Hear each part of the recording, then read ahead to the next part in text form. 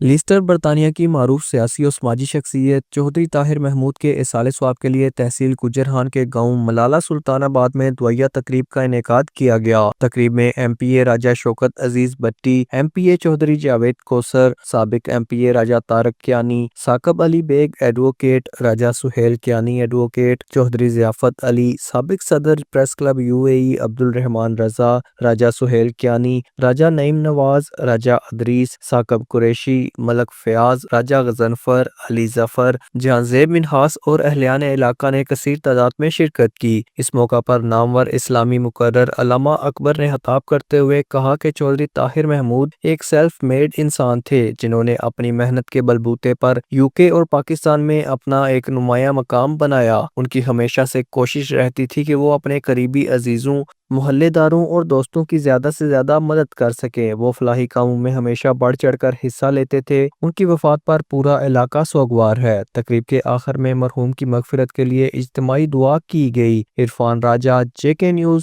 گجرہان۔